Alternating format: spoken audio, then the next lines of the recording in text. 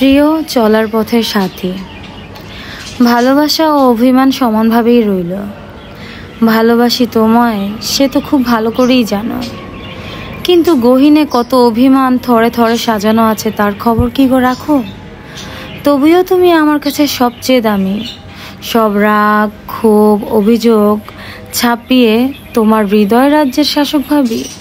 অথচ তুমি কি পরিচয় দেবে আমায়?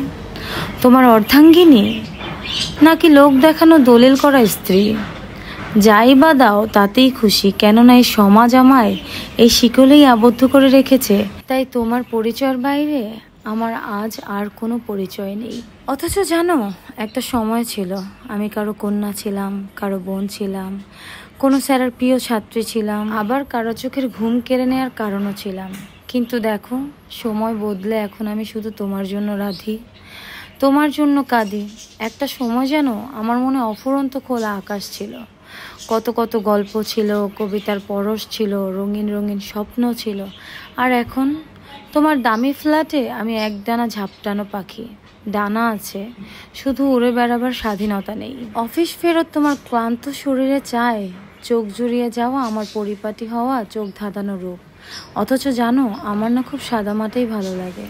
ছুটির দিনে তাঁতের কিংবা জামদানি শাড়ি পরে এলোকেশে হুটখোলা রিকশায় তোমার সাথে লুটিপুটি হয়ে হঠাৎ বৃষ্টিতে ভিজতে ইচ্ছে করে। কিন্তু তুমি ব্যস্ত তো সময় কই তোমার? এত অভিমান তোমার হৃদয়ে পৌঁছবেই না। তার চেয়ে বরং লোক দেখানো ভালোবাসায় সকল সুখী দম্পতি হয়েই রই। ইতি তোমার লোক দেখানো বউ। ভালো থেকো। কি ভেবেছেন এটা আমার গল্প? না, এটা আসলে আমার গল্প না। এটা এমন এক অভাগীর গল্প যে তার স্বামীর জন্য সারাক্ষণ বাসায় বসে থাকে, তার জন্য রান্না করে, তার জন্য অপেক্ষা করে। বাট সেই স্বামী যে কিনা বাইরে কাজ করে, অবশ্যই সেই ফ্যামিলির জন্য কাজ করে, কিন্তু ঘরে বসে থাকা সেই মেয়েটির মনে যে আনন্দ সুখ রয়েছে তার দিকে নজর দেওয়ার এতটুকু টাইম নেই। শুধু কাজ আর কাজ নিয়েই ব্যস্ত। কাজ দিয়েই যদি জীবন চলতো তাহলে কি আর স্বামী স্ত্রীর যেই বন্ধন, সেই বন্ধনটা এতটুকু অটুট, এতটা মর্যাদাময় হতো? কখনোই হতো না। হেই ব্যস্ত স্বামীগণ, তোমাদেরকে বলছি, তোমরা যারা সারাদিন কাজ করো, অবশ্যই তোমরা পরিবারের জন্য কাজ করো, কিন্তু তুমি যাকে ঘরে রেখেছো সেও তো তোমাদের জন্যই কাজ করছে, তোমার সন্তানের জন্য কাজ করছে, তোমার বাবা মার জন্য কাজ করছে, তোমার জন্য কাজ করছে। তুমি যখন অফিস থেকে ফেরো তখন সে তোমার টেবিলে খাবার দেয়, তোমাকে খাবার দেয় বলে সে অপেক্ষা করে। তুমি কি তাকে একটাবারও জিজ্ঞেস করো তুমি খেয়েছো কিনা? তোমার দিনটা আজকে কেমন গেল? তোমার কি কিছু খেতে মনে চায়? তোমার কি কোথাও যেতে মনে চায়? বা একটিবার কি এসে তার চুলগুলোকে কানের পেছনে দাও? তাকে কি কপালে একটা চুমো দাও? যদি না দাও, আজ থেকে দিয়ে দেখো, দেখবে যে তার অফুরন্ত ভালোবাসা আরও ফুটে উঠবে তোমার জন্য। তার মনটা অজান্তেই খুশি হয়ে যাবে। সে সবসময় তোমাকে আরও বেশি চাইতে থাকবে। তুমি ফ্যামিলির জন্য অনেক উপার্জন করছো, কিন্তু তার মানে এই না তুমি তোমার স্ত্রীকে অবহেলা করবে। তাহলে তুমি কখনোই সত্যিকারের পুরুষ হতে পারবে না। সেই সত্যিকারের পুরুষ যে তার স্ত্রীর দুঃখ কষ্টগুলোকে পাশে রেখে সংসারের হাল ধরে চলতে পারে, সন্তানদের হাল ধরে চলতে পারে। আসলে গল্পটা যখন পড়ি তখন আমার মনের ভেতরে একটা অসম্ভব খারাপ লাগা তৈরি হয়, এবং আমি তার ফিল করতে পারি যে কতটা একাকিত্ব বোধ হলে মানুষ তার হাজব্যান্ডের উদ্দেশ্যে এরকম একটা চিঠি লিখতে পারে।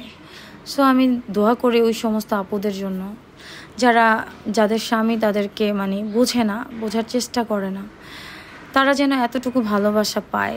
এই দোয়াটা আমার ওই আপুদের জন্য রইল। তো আপুরা, তোমরা সবাই কেমন আছো? আজকে আমি তোমাদের জন্য হাঁসের মাংস রেসিপি করে নিয়ে আসলাম, এবং আমার এই হাঁসের মাংস রান্নাটা কিন্তু অসম্ভব মজা হয়।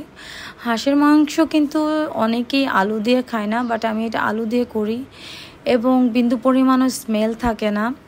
সো তোমরা কিন্তু এটা ট্রাই করতে পারো। বেশ কয়েকটা দিন ধরে আমিও খুবই অসুস্থ, বাচ্চাও অসুস্থ, আসলে আমাদের ঘরের ম্যাক্সিমাম মানুষই অনেক অসুস্থ আছে। তো এই তো আমার রান্না অলমোস্ট শেষ। আমি আজকে কোথায় রান্না করতেছি জানো? আমি আজকে আমার বারান্দায় নিয়ে এসেছি সব কিছু এবং সেখানে রান্না করছি।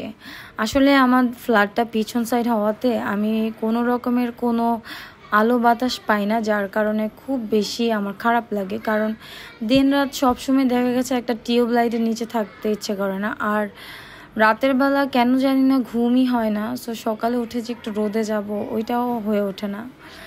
সো গতকালও আমার এই প্যানিক অ্যাটাকটা হয়েছিল, খুবই খারাপ লেগেছে। আমি জানি না কেন আমার সাথে এরকম হচ্ছে। তো এতদিন যেহেতু ডায়েট করেছি, আমি আর আজকে থেকে ডায়েট নেই।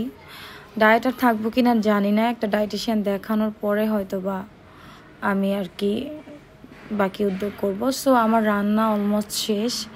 সো দেখতেই পাচ্ছ ঝোল আমি এতটুকু রেখেছি, এটা কিন্তু শুকিয়ে যাবে। সবাই ভালো থাকবে বন্ধুরা, আল্লাহ হাফেজ।